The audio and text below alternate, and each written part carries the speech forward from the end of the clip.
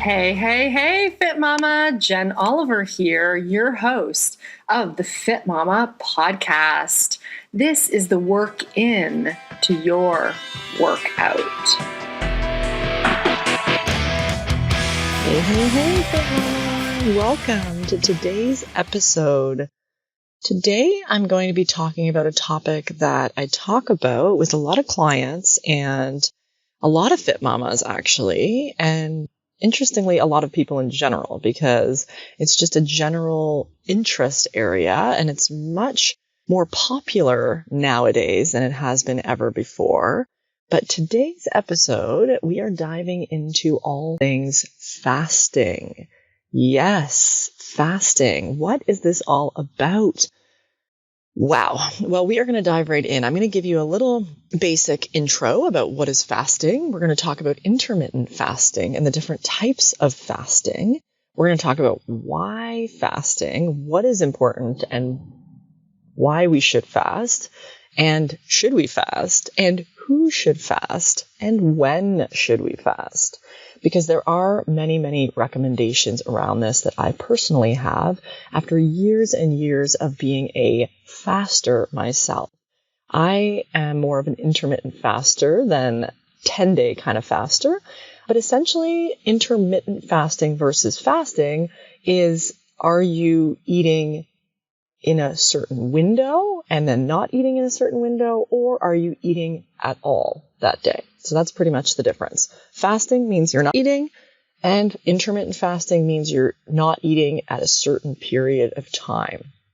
Now, when it actually comes to the fasting part, when you're not eating, there is a lot of controversy, let's say, about what constitutes a fast. So it's not necessarily that you're just not eating anything during that time.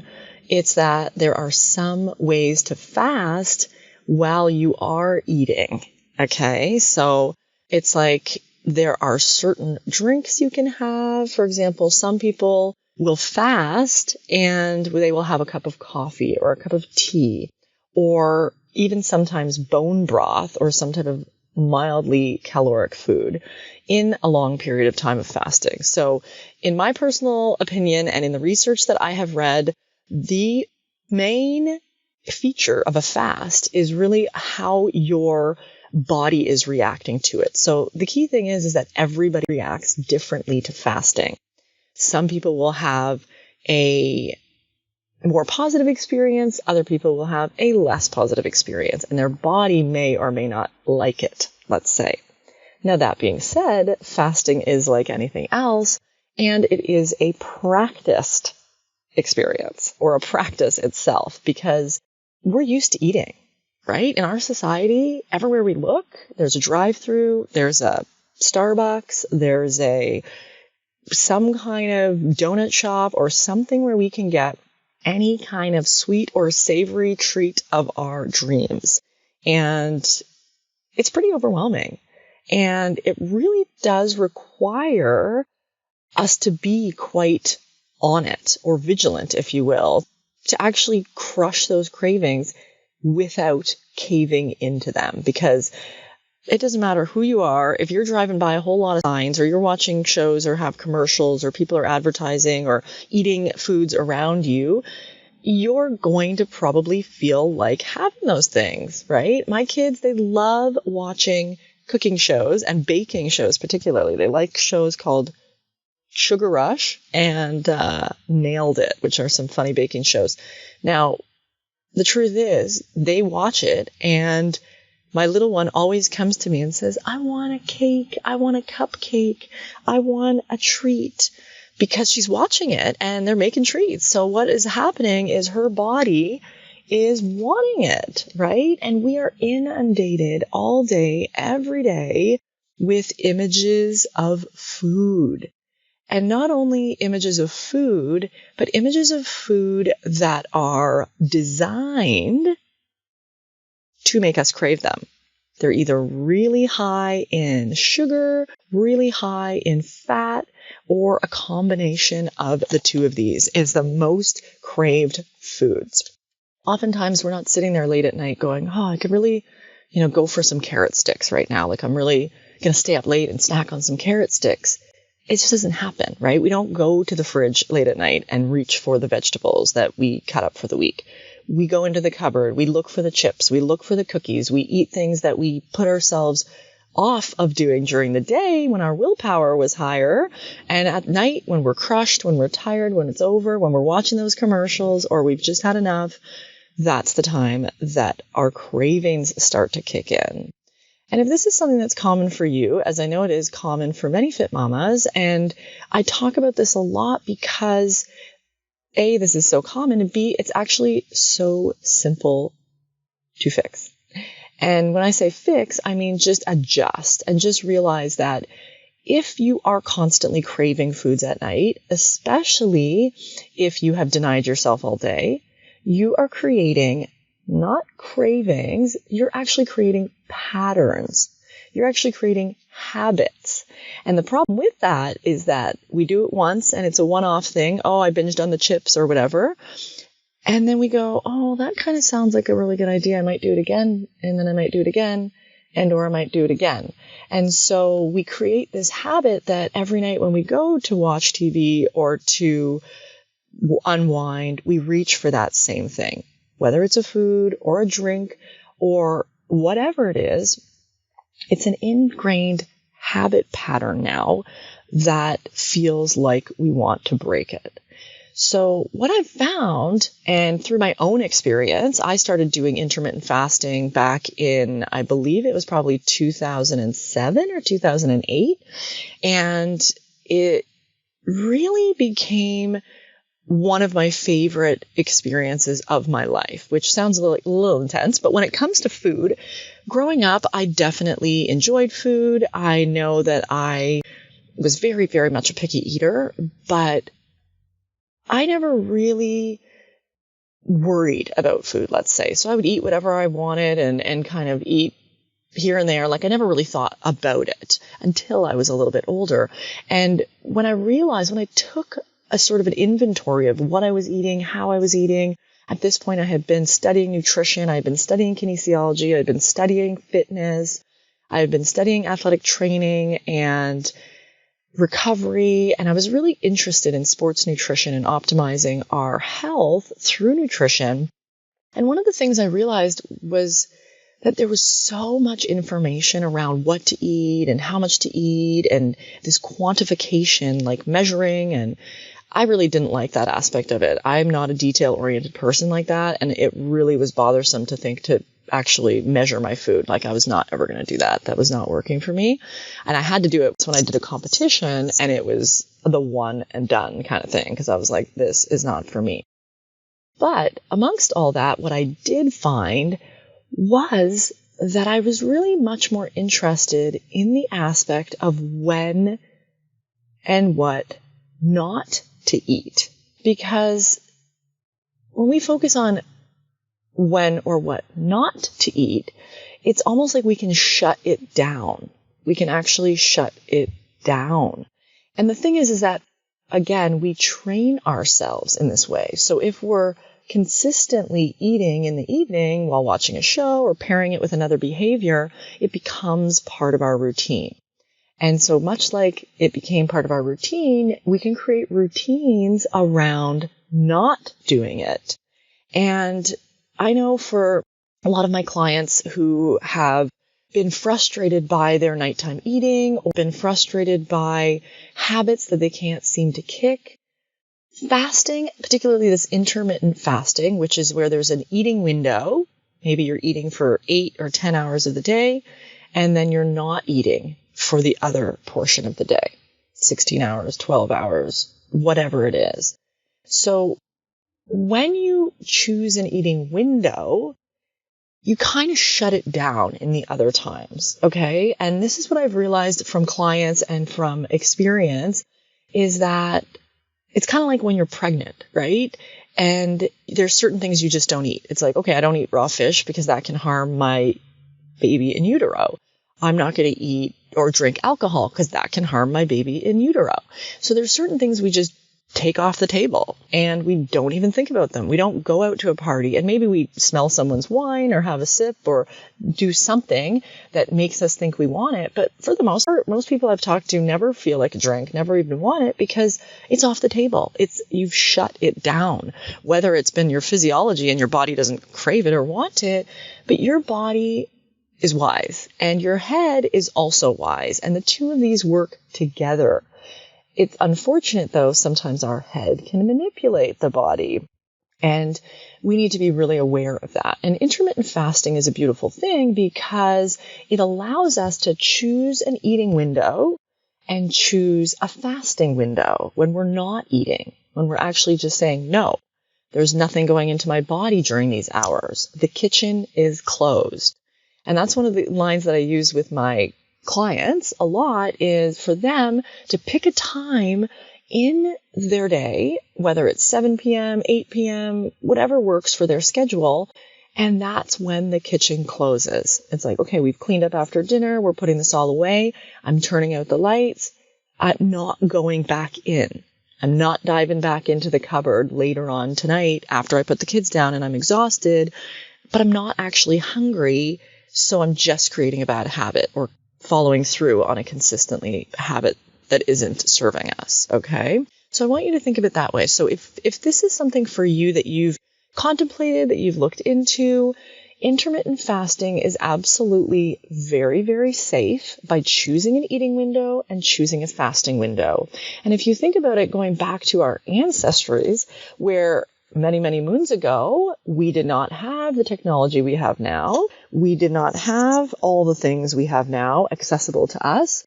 There were many, many windows where we did not eat, right? We hunted, we gathered, and then we fasted because things were not available, things were not around, and our bodies are actually designed to have these sort of fasting and feasting times. And whether that is within a week, whether it's we fast for 2 days and eat the other days, or every day do some intermittent fasting, or we cycle it, there are so many different ways of doing it. And I'm opening up this conversation today with you because I really want to introduce you to the idea of fasting and to the idea of self-experimentation. I'm sure you've done tons of self-experimentation in your life around your fitness and nutrition, and you know what works so far and what doesn't seem to work and what feels good and what definitely doesn't feel good. And I really want you to play around with fasting because it honestly is one of the most successful techniques for feeling really good around food. And I think it's different in a way because so often there's so much controversy around food, or we have personal reasons why we can't eat certain things, whether it's an allergy or a sensitivity of some sort, whether we're on a different kind of diet, vegetarian or vegan or whatever. We have these food rules that we set up for ourselves for whatever reason. And fasting is not really a food rule. It kind of is a timing of your food rule, but it really just takes away all that overly excessive, stressful noise around what do I eat? How much of it do I eat? Is this the right thing for me? I need more veggies. I need to do this. I have to do this. I'm cheating. I'm lying. I'm dying. Whatever you're saying to yourself, thinking about it from a place of I'm choosing to eat this and I'm eating foods in this window, and then I'm choosing to not eat foods in this window.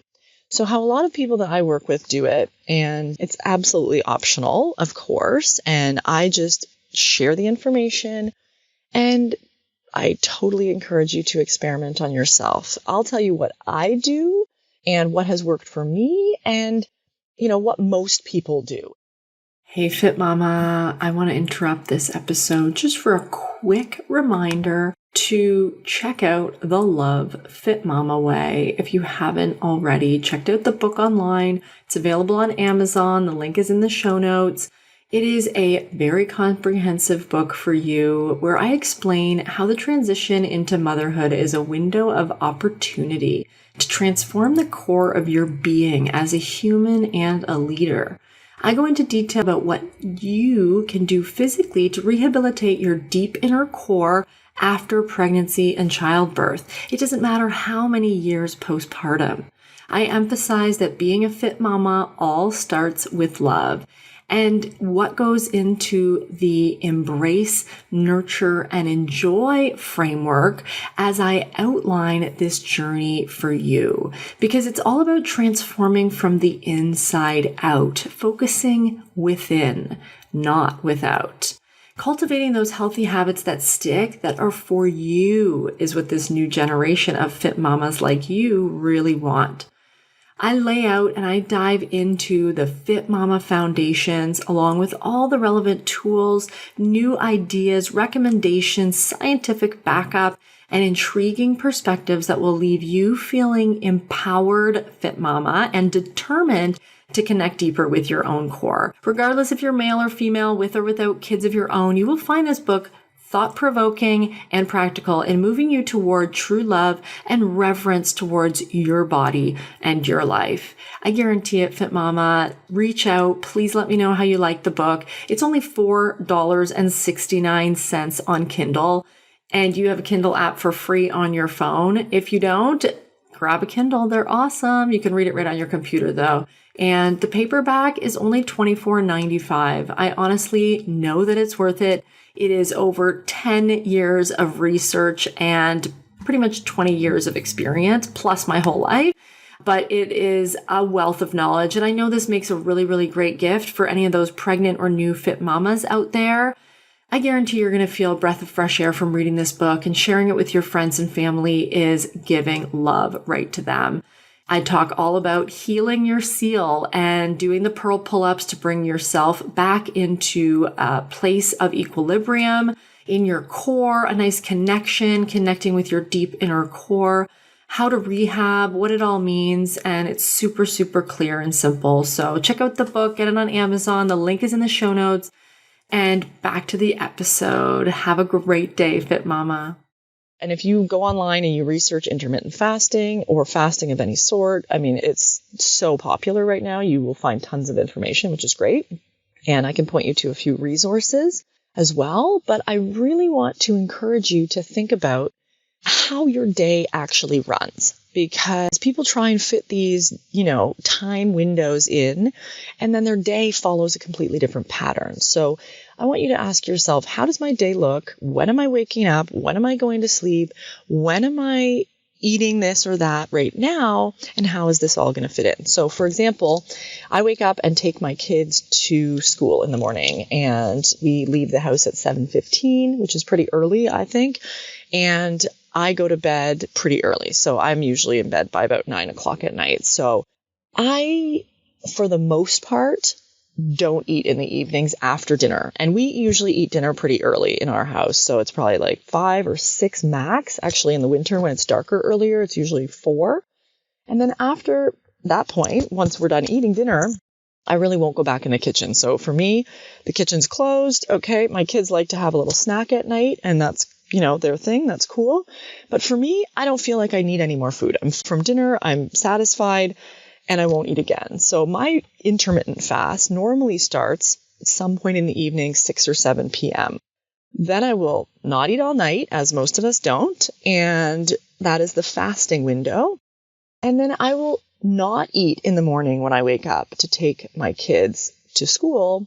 I will usually have a little bit of coffee, a little bit of tea, and or one or the other. And I like decaf coffee too. I really don't even find I need the caffeine in the morning. It's just to have a warm drink, which I love. And I'm a black coffee person, or a black tea. Just drop a tea bag in or brew up some coffee and go. And I like to take my coffee or tea with me while I drive. And it really does satisfy me in a way. Like, I'm not really hungry during the morning, and I also exercise in the morning, and I like exercising on an empty stomach because I don't feel heavy, bloated. I'm not digesting any of that stuff. So I really enjoy that. So what I'll normally do is I'll drop them off at school, and then I'll go for a hike, go for a workout, go for whatever. And then I will eat after that. So whatever time that is, let's say I go work out at 8, 9, it's probably around 10 when I normally eat my first meal. And I haven't eaten from the night before at 6 or whatever. That's not hard to do. This is coming from me personally. I do not find that hard to do. And if you do find that hard to do, it's probably because you haven't done it before and you haven't practiced it, right? That's number one. Normally things are a little easier once we've practiced. So give it a practice. If you find that sort of, let's say, we'll call it a 12 to 16 hour window. Okay. So that's the recommendation that I would say the science is most set upon. For women, a 12 to 16 hour fast, intermittent fast, is ideal. So you go based on your timing. And for males, it's actually longer. Theirs is more like 14 to 18 hours. So they can go a little longer. Women, because of our hormones and cycles, and I'm going to get into that, we are less optimized to fast as long, okay, on a regular basis. So just putting that out there. Women are different than men. Go figure, right? So that kind of 12 to 16 hour fasting window, and then breaking your fast with your breakfast. Go figure. It says break fast. That is the word. So you can break your fast at any time with your breakfast at any point that you want. Again, there are no rules. So it's listening to your body. The point I really want to bring up here is if you're finding it really hard to go that long, let's say you wake up in the morning and you're famished every single morning, or does famished mean hungry? Now I'm thinking, does famished mean full? No, I'm confusing myself. Okay, if you're famished, that means you're hungry. If you wake up every day and you're super hungry, this is more related to blood sugar than anything else. Because think about it. You're a human. You could go days without food and you would be fine. But somehow you can't go 12 to 16 hours without food. This is more related to blood sugar. So I'm going to do another episode on blood sugar at a different point in time because it's just going to take too long today to go into that. But if you are finding that the 12 to 16 hour fasting window makes you shaky, it makes you feel weak, it makes you feel exhausted, it makes you feel like you can't go on, you are definitely having a little bit of blood sugar fluctuation / issues. So I won't go into it again today, but I would encourage you to start to look at your food choices during your eating window, or every day we have an eating window, whether you choose to make it all day or not. Look at foods you're choosing and experience how you're experiencing them. Okay, so start to take a few notes. You don't have to write down, I ate 3 grapes or whatever. No need. But after you eat 3 grapes or lunch or whatever, take a few notes saying, I feel bloated, or I feel energized, or I feel exhausted, or I feel like a sugar high. Whatever your feelings are at that point, you can write them down and you can monitor them throughout the day, because you will notice if you're having blood sugar fluctuations, which means a high and then a crash, a high and then a crash with every meal you're having, you are going to be in the mode to snack and snack and snack. So if you're a snacker, I would encourage you to look at the sugar or the way your blood is reacting to the sugar. You could even not eat sugar and you could still have a lot of blood sugar spikes due to other foods you're eating. So just take a look at the foods you're eating. And I'm not trying to vilify sugar because many other things spike your blood sugar, anything with carbohydrate, but just be aware of how the foods that you're eating are actually affecting your energy levels, your physical sensations of bloating, digestion, bowel movements, any kind of heartburn things. If you're having digestive symptoms like that, I almost can assure you it's likely related to blood sugar. So again, I'll do another episode on blood sugar. And if you have questions directly about your blood sugar, reach out because I can help you and answer those right away. But I wanted to come today on here to tell you about fasting and intermittent fasting in a very basic way, just to open up the conversation for you, whether having an eating window and then shutting it down and closing the kitchen and just saying no and then practicing that over and over and over allows you to feel a little bit more calm around food, a little bit more low energy around food. And what I mean by low energy is how much that food is hooking you. Okay. I want you to look at how food is hooking you, because a lot of people are hooked on certain things and it becomes a part of their habit. Like I said, the chips at night or ice cream before bed, it makes me feel happy and I deserve it.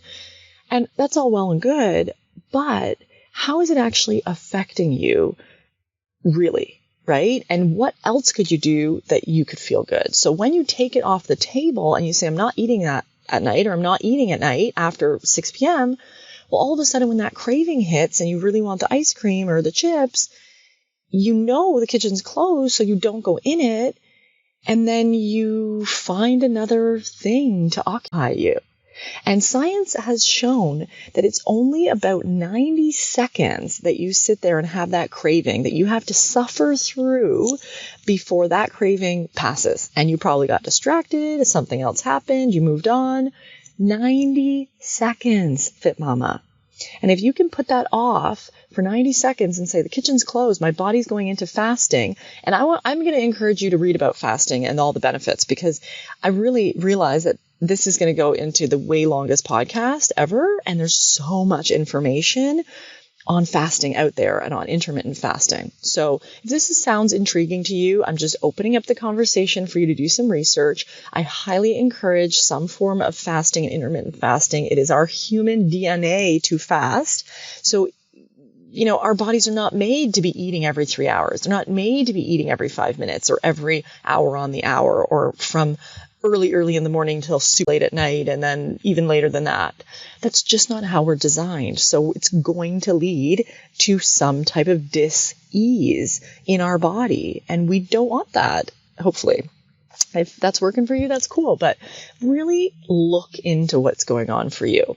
Now, there is a disclaimer I really want to include here, and that is, if you are pregnant, if you are breastfeeding, it is not a time to fast. Okay, it is definitely not a time to fast. You may be in a routine of intermittent fasting anyways, if you are breastfeeding or if you are pregnant, and a lot of people don't eat for 12 hours overnight anyways, and that's fine if you're totally fine with that. But this is not something where you want to go a whole day and fast when you're pregnant or breastfeeding. So be very cognizant of that. And then if you have any kind of hormonal issues that you're dealing with, so check with your doctor. If you have other kind of hormone issues, or if you do feel that blood sugar lull and you feel like you crash after 2 to 3 hours without eating, this is something that I would definitely look into for you. If you're finding you crash and you need to snack every 2 to 3 hours, unless you are doing high levels of physical activity, I am willing to put bets on it that there is a little bit of blood sugar imbalance, and that if you reduced some of your carbohydrate intake and instead ate a little bit more fat, healthy fats like coconut oil, avocado oil, olive oil, those are wonderfully healthy fats that will fill you up more and will not spike your blood sugar, and they will feed your brain and fuel your organs in such a beautiful way that carbohydrates sometimes always cannot do. So I encourage protein intake. I encourage lovely, yummy fat intake. And I do encourage you to check if you are finding you are always craving foods. It is probably related to blood sugar. So take a look. And if you're noticing, every single day after I eat this lunch, which is a sandwich, I have this really hard crash 2 hours later, and then I need to go to the vending machine or grab this sugary coffee thing. That's an opportunity to look at your lunch and say, hey, what else could I eat? What if I lowered my carbohydrate intake and added more fats and proteins to that meal? How would I then feel 2 hours later? And I encourage you to experiment with that. And I highly encourage you to experiment with some intermittent fasting. And, it's really something where I find I feel amazing when I'm fasting. I've done fasts for 2 days, 3 days, where they're just water fasts. And it's actually quite amazing how much energy you can have when you don't eat. And I don't encourage you to do a 2 or 3 day fast right off the bat, for sure, until you've worked up to it. By a half a day, maybe a full day, 24-hour type of fast with one meal in the day. There's so many different ways of doing it. And instead of constantly cutting out foods or, just being so hyper stressed about which foods you're eating, focus a little bit more on when you're eating the foods and start to notice that your body, particularly your blood sugar, will balance a little bit more out. And when you do go through these fasting episodes, your body is going to become much more efficient. It's going to clean out things. It's going to do something called autophagy, which is essentially a cleaning out of dead cells. And this happens when you fast, and it happens more when you fast more. But more is not always better in this case. So just trust that too. But going into a fast every night and getting some of that autophagy, it's like getting some spring cleaning every single day instead of waiting for once a year. Every single day, your body's just going through, cleaning out the dead cells. You wake up the next morning, stimulate your digestion, go through it, eat again, and then cut it off and do it all over again. And I really think that you will notice some benefits around better sleep, around more energy, around more even levels of energy. And it's something that I've loved doing for now almost, I would say 12 or 13 years. So I really highly encourage it. I know tons of my clients love it. And there's lots more I can share about it, but I will not go into all of it right now because there's just not enough time, unfortunately. But I'm so grateful that you were here today to listen to this about fasting. If you have questions about fasting, I encourage you to enter the conversation and reach out to me. I can't wait to hear your opinions on this. If you've ever fasted, if you've done intermittent fasting, if you found it to be healthful for you, I really want to hear. So please share this episode with someone that you love. Please help us spread the word of the Fitmama podcast for the work into your workout, where we're helping you feel better every single day. I'm here for you, Fitmama. I absolutely am so grateful for you. Please reach out to me at lovejenoliver on Instagram anytime. I am there for you. Have a great day. Namaste.